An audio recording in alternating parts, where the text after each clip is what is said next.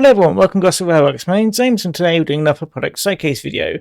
This time we've got quite a few wagons and other freight rolling stock to show today, along with one multiple unit. So I'm going to be a bit light on, well actually I'm probably just going to save the, to talk about the prototype for just the multiple unit, because I've just got quite a few wagons and that lot to show you, so, and I can't really tell you too much about each one because it'll just be a long talk. I have to keep the video quite short, so yeah, it'll be a very brief skim on all this lot. Anyway, wagons first. So we've got 3 wagons here. These are all southeastern ones. These are the exact same diagrams as what you can get from Rapido, because I basically wanted to replace all my Rapido ones with some printed ones, so that's what I've done. So we've got a box van here with to diagram 1426, a 5 plank to 1355, and that's a 7 plank, and the 5 plank is to 1347 or 49. And yeah, they're very nice looking wagons and that lot. My brain kind of went and ooh, and a bit of a graphic problem there. Fortunately, it's because there's all the actual full scale stuff in the background there. But yeah, they're very easy to put together because for the most part, they're all one piece. For the open wagons, you just need to remove the supports here, because they're just there to make sure that it doesn't bend inwards. And that's pretty much it for them uniquely.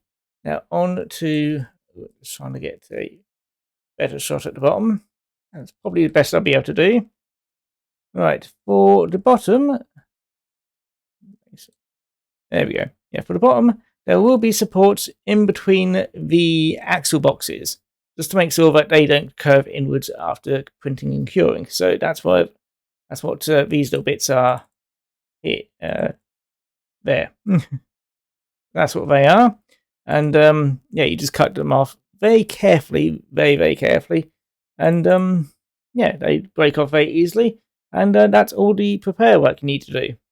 And then you just need to paint them and varnish them, add some details to them, maybe weather them if you feel like, add a load, then pop in some wheels.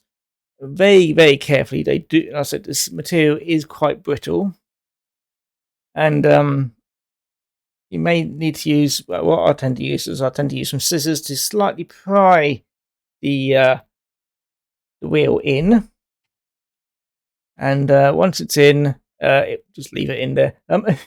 Then the only last thing you need to do is put on some couplings, coupling pocket, then stick in your coupling of choice. Because I can't print coupling pockets yet. The axle boxes may need a little bit of a go over with a drill bit. Let me just see which drill bit I need. Well, what you would need. And I think it is probably a 1mm drill bit. If you got something like that, that's just to help clear out any gunk. Because I do give them a wash, but since they're small little pockets, material does like to collect in there. But other than that, they should work as is. And yeah, that's the wagons there done. So let's go to the next lot. Don't want to save changes. There we go. Right, next one is a power van. This one was requested of me, and it's built the same way as the other wagons. And yeah, this is the power van. I was going to try to design a different one, as you can see in the background there, but I decided just to keep it with the one for now. But yeah, same thing. Paint it, remove the supports at the bottom, put couplings on, stick wheels in, and off you go. So yeah, that is the power van. So let's have a look at the next one. Next one is some luggage vans, and these ones are quite nice. These were built because I wanted to replace my own luggage vans. So we've got up here, that is a van C. That is a PLV, which I've also recently learned is a van U, so I may rename that. Down here is a van B, and over here is a 51-foot gangway bogie luggage van. So that should be the first one of these we've ever seen in N-Gage. Well, southern one anyway. So yeah. So the top two, they're built the same way as the other wagons. It's basically you remove the supports at the bottom between the axle boxes, very carefully, paint it, glaze it, and all the other bits, and very carefully pop in some wheels. And these two do have underframes as well, and you just pop that in as well. Now, the two bogie vans are basically built the same way as my coaches. You paint it, you glaze it, you varnish it, you add your details, you stick the underframes in, you stick the bogies on, you stick some couplings on, some wheels, and off you go. So that is all them done. So very easy to put together, and the gangway bogie luggage vans, they've been quite popular. I do want to make the other version. I will show you, but my computer will probably start lagging. So yeah, there is two other versions of this one, but yeah, I'll show you enough time. There's also the scenery van, which I do want to make at some point. Basically, some other interesting vans which we don't tend to see in N-Gage. Anyway, the last item is a British Railways Class 442. Ooh, and it's disappeared. There we go. Yes, the British Railways Class 442, which is my first more modern multiple unit. As this is a Mark III multiple unit. Well, Mark III body type multiple unit. So this one has got its own bogie set at the back here. You can get you can basically get it with the prow or whatever it is, this bit attached to the bogie or not attached to the bogie, depending on which way you feel like having it. If it's attached to the bogie, it'll pivot with the bogie, and if not, if you want to add to your own bogies, you just basically just stick this on the front and then hey presto. And it does have its own unique set of bogies. You can buy the bogie set separately if you want it or not in the miscellaneous section on the website. And yeah, this is a very nice multiple unit. Very smooth-sided, which is pretty typical. Did take me a little while to get all the little bits details right. Luckily, I did get a forum user to help me. These supports here, I'm actually going to remove them because they didn't actually work out. They don't print all that well. I did attempt, but no, they don't work all that well. But yeah, these fronts here, the front cabs here, they were very awkward to get exactly right. But they did print nicely, and I'm very happy with them. And again, on the other side, very nice there. Do excuse some of these lines, it's just I haven't smoothed them out in the SketchUp. Doesn't actually affect the model themselves, but it's just OCD and making it look nice and pretty. But yeah, they do have a... Well, since they're quite open inside, you don't really have much in the interior. One of them does have... well, this is if you want a trailer one. This one does have more of an interior, but if it's a powered version, it'll be empty inside. They do have underframes, again, quite basic, but these are quite easy to print, so I'm very happy with them.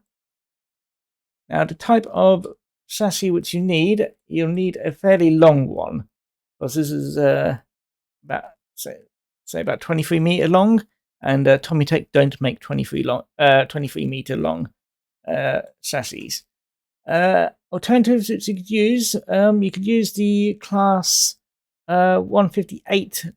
Oh no, 159 or 158, the old Grand Fast ones. They apparently do work from customers' feedback. Another one you can use is the class 150, which is what I'll be using if I want to make these. I do want to go back into Network Southeast as well, again in the future, so that's what I'll use for these. You can get the most of the bits from the Bachmann Spares website, so you won't have to buy an entire Class 150 to strip it down just for the chassis. But yeah, that's pretty much it, really. But the only one I'll be telling you a bit more about is this one, because I'll be here all day if I tell you everything about the wagons. And I don't think I can find everything about the wagons. So I'll just tell you a bit more about the Class 442, and I do want to make more modern multiple units. I do have plans for some more later on. And yeah, that is pretty much it, really. So yeah, I hope you enjoyed the video. If you do like the video, feel free to like, comment, and subscribe. But if you didn't like the video, I hope you enjoyed your day. Hope you enjoyed it anyway. But yeah, that's going to be it for me. So stick around if you want to hear a bit more about the Class 442. If not, take care, and I'll see you again next time. So bye-bye now.